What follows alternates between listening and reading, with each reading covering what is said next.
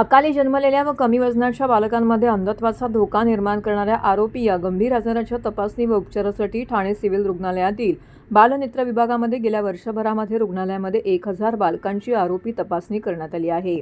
त्यापैकी 10 बालकांवरती यशस्वी उपचार करण्यात आलेले आहेत। राज्यात ठाणे जिल्हा प्रथम क्रमांकावरती आहे। आरोपी हा आजार प्रामुख्याने अकाली जन्मलेल्या बाळांमध्ये वाढतोय। वेळेत निदान व उपचार न झाल्यास कायमस्वरूपी दृष्टीदोष किंवा अंधत्व येऊ शकते। या पार्श्वभूमीवरती ठाणे सिव्हिल रुग्णालयात जिल्हा शल्यचिकित्सक डॉक्टर कैलास पवार, अतिरिक्त जिल्हा शल्यचिकित्सक डॉक्टर धीरज महागडे यांच्या मार्गदर्शनाखाली बालनेत्र चिकित्सा विभाग कार्यरत असून या ठिकाणी बालकांची नियमित डोळ्यांची तपासणी करण्यात येत असल्याची माहिती नेत्र शल्यचिकित्सक डॉक्टर शुभांगी आंबेडकर यांनी दिलेली आहे।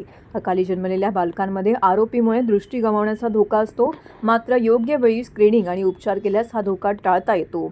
ठाणे सिव्हिल रुग्णालय मोठ्या प्रमाणामध्ये होत असलेली तपासणी ही बालकांच्या दृष्टी संरक्षणासाठी महत्त्वाची ठरत आहे, असे यावेळी जिल्हा शल्यचिकित्सक डॉक्टर कैलास पवार यांनी सांगितले।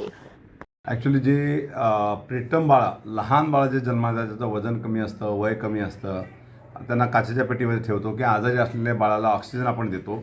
तर हे बाळा ट्रीटमेंटच्या मध्ये असताना किंवा कमी दिवसाचे झालेले असताना, कमी वजनात झालेले असताना यांच्या डोळ्यामध्ये पुढे बऱ्याच मुलांना डोळ्याचा आंधळापणा येतो आणि तो अवॉइड करण्यासाठी एक आजार आहे आपल्याकडे की तो रेटिना प्रेमॅच्युरिटी म्हणून असते, रेटिनोपॅथी ऑफ प्रेमॅच्युरिटी।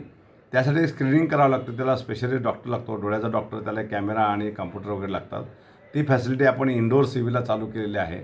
आमचे डॉक्टर्स इथले आमचे ऑप्थॅल्मिक सर्जन आहेत, डॉक्टर आंबाडेकर मॅडम, त्या स्वतः बघतात। त्या आतापर्यंत आम्ही 1000 मुलांना इथे स्क्रीन केली। सुरुवातीला आम्ही बाहेरनं आउटसोर्स करून डॉक्टर बोलत होतो, परंतु यांनी ट्रेनिंग घेतली, यांना कॅमेरा अवेलेबल करून दिल्यामुळे त्या तिथे स्क्रीनिंग करतात। आता पण 1000 मुलांना आम्ही याचं स्क्रीनिंग केलं आहे आणि सक्सेसिव्ह काही जे कमीत कमी 10 मुलांना तरी आम्ही पुढे त्यांना आंधळापणा येऊ नये यासाठी प्रिव्हेंटिव्ह ट्रीटमेंट करून त्या मुलांना आम्ही बरे केलेलं आहे। या मुलांचा रेग्युलर फॉलोअप आशा वर्कर, अंगणवाडीतर्फे, CH1कडनं, PSCच्याकडनं किंवा RHS यांना फॉलोअप करतो आम्ही, यांना रेग्युलर चेकअप करतो आणि यांचे डोळे तंदुरुस्त असतील याची काळजी घेतो। ही फॅसिलिटी आपण इथे अवेलेबल केलेली आहे। दिवसेंदिवस सिव्हिल हॉस्पिटलमध्ये ज्या काही चांगल्या गोष्टी करता येईल ते करण्याचा आमचा धडपड आहे आणि त्या दृष्टीनेच लोकांना जास्तीत जास्त लोकांना त्याचा फायदा व्हावा।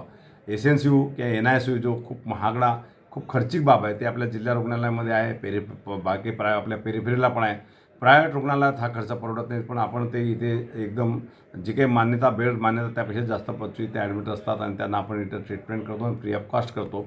माझी सगळ्यांना विनंती राहील की हे आरोपीचे बेबीज असतील तर आपल्याकडे बेबी त्यांना आम्ही स्क्रीन करतोच, पण जे काही ज्यांना काही अडचण असते त्यांना ट्रीटमेंटसाठीचा जो बाहेर खर्च करू शकत नाही किंवा काय, जास्तीत जास्त लोकांनी इकडे येऊन सिव्हिलचा फायदा घ्यायला पाहिजे, अशी अपेक्षा आहे। धन्यवाद।